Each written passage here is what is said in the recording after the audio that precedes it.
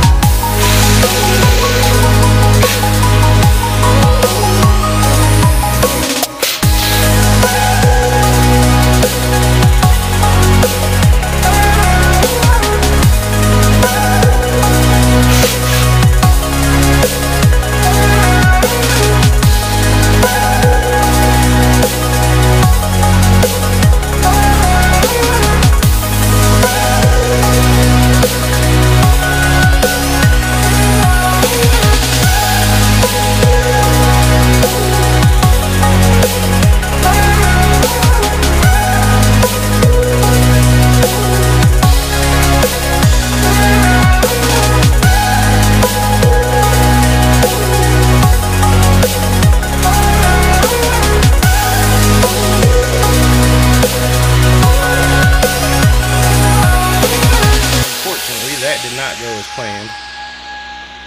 Just so you guys know, these things do not need to be super tight. They just need to be snugged up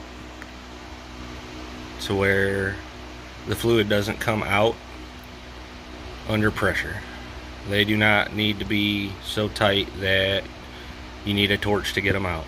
So I'll have to put things on hold till I can figure out what I'm going to do. Can't really afford a caliper right now, so if I can get that thing out and get a replacement nipple for the bleeder, we'll be in good shape. But until then, alright y'all, so here we are. It's the next day. We are going to attempt to get this broken bleeder screw out. There's some exposed threads here that I think I can get on. So what I'm going to do, I'm going to use my mini torch and heat it up. Use my vice grips to kind of squeeze it around both sides to try to square it up. I've got these small wrenches, and I'm gonna try to tap those on there with the hammer and see if I can't get it to break loose.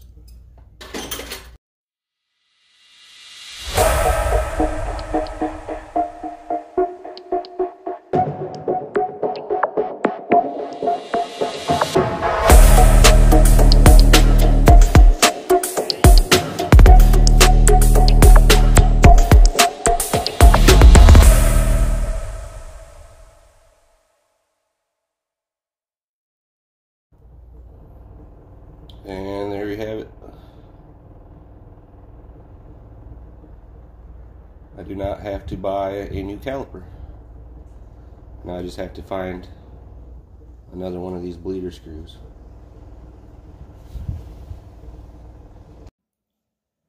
Alright, so we're going to get this sucker set up.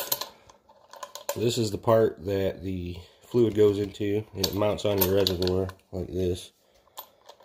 And it has these little slits in it. So when the fluid level drops below this, it allows air to go inside, and it'll fill your reservoir back up past this line, and the fluid will stay in the jug. This little valve turns the flow on and off. It's in the off position now. And of course, this thing didn't come with any instructions, so I had to figure it out. And we've got this O-ring that goes in here to seal it.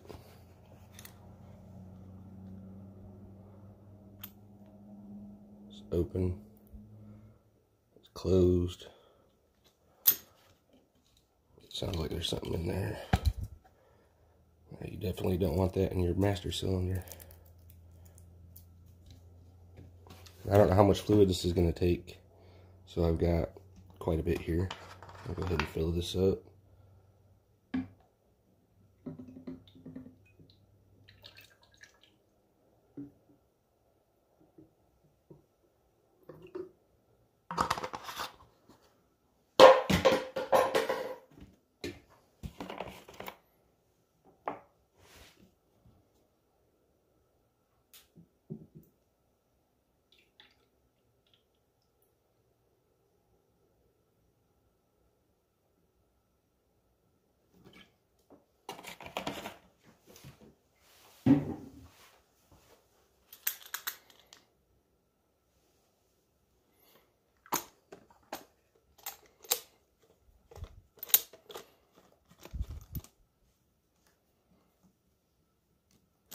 Closed and sealed.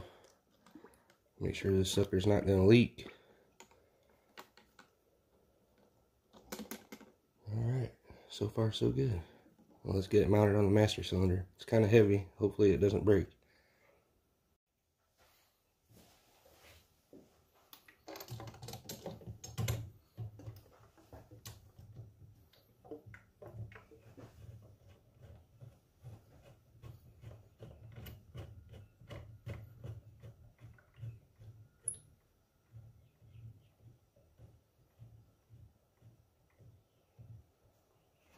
Open her up and give her a test, see if she's going to overflow.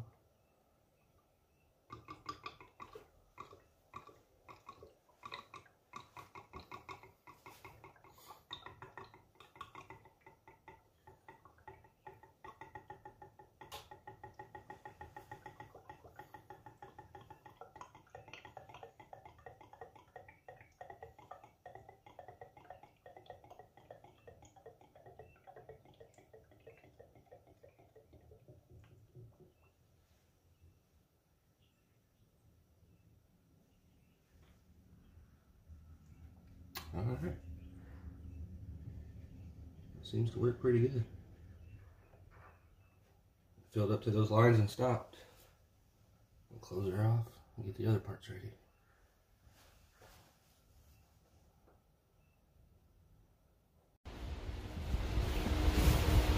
Open my valve. Alright, so I don't know why I have trust issues, but I've got a clean catch under here just in case anything goes wrong. Got my air compressor hose here, a 10mm wrench. Hose connects to the nipple. Supposedly this thing's good for up to 170 psi. a minimum of 40 psi, and let's hope this thing doesn't blow up in my face. Hook the air to it.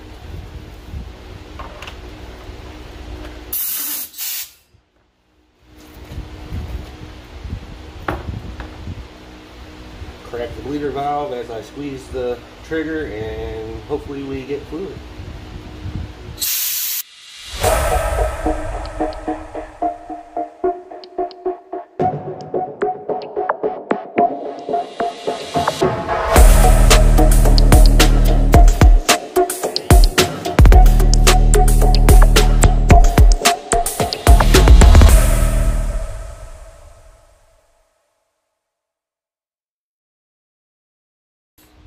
Tighten her up. I think she's good.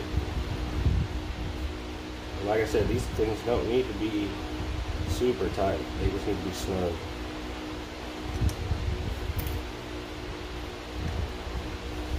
Get the food out of here.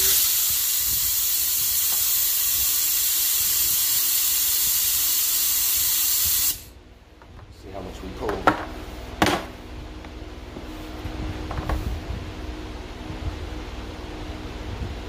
Quite a bit in it.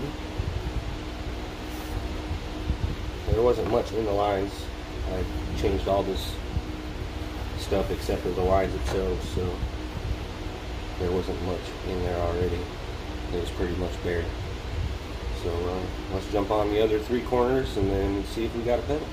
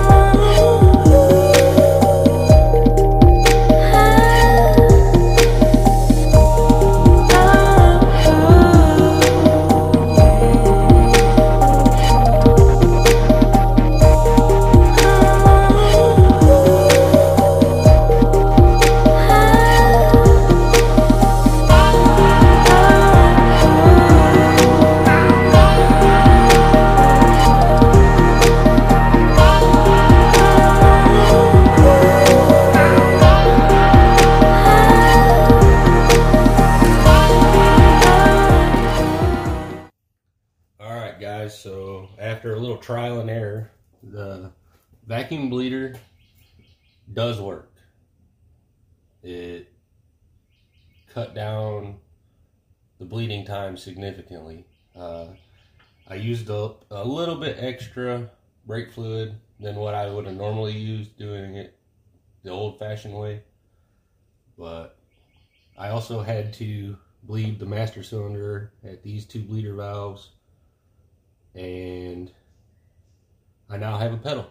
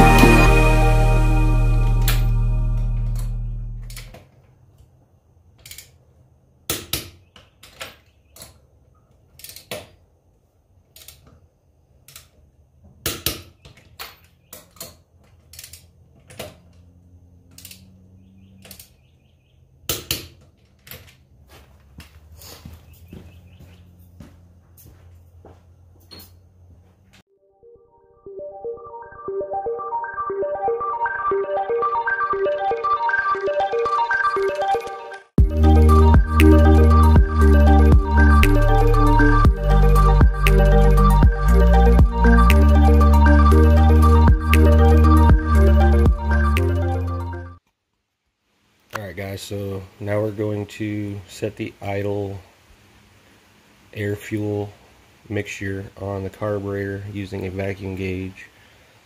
So first thing you want to do is determine which port on your carburetor is manifold absolute pressure, which this one is port pressure, used for your timing advance and whatnot, like on a distributor.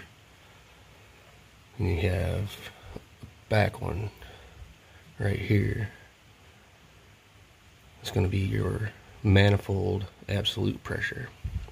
So this is the one I have my map sensor running to. So I had to run a T to hook my gauge up. And the idea is you want your idle air mixture to be set between 17 and 22 bar on your vacuum gauge.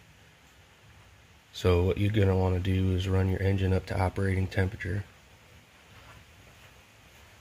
and then you're going to seat your idle air mixture screws all the way in.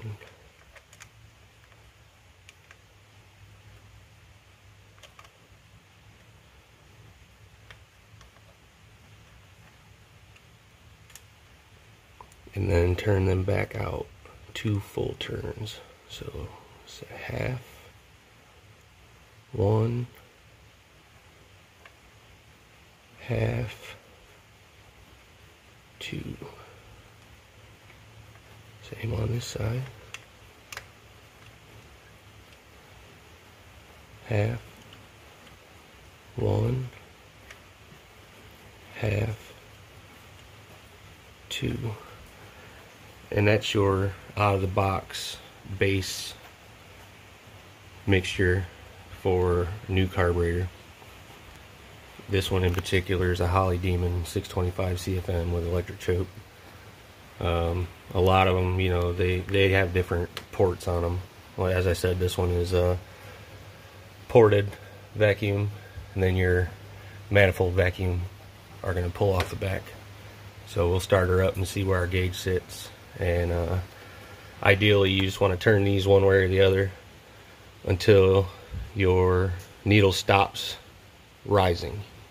Once it stops and turning it no longer brings it up, you want to turn it back just a hair, and then do the same thing on the other one until you get your most pressure on the gauge here that's still within the green, and that's your ideal idle air mixture.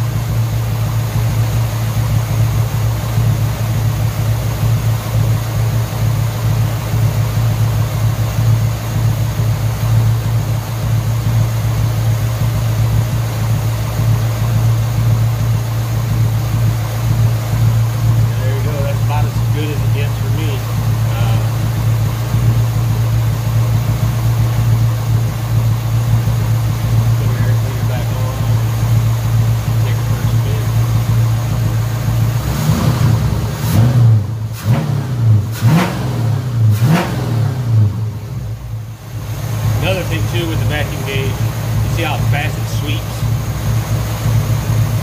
That's ideal. You want that. If you're getting a slow movement of the needle, that means that you're having a restriction somewhere, either in the intake valve, exhaust valve, or your exhaust is restricted. So seeing that needle sweep like it does,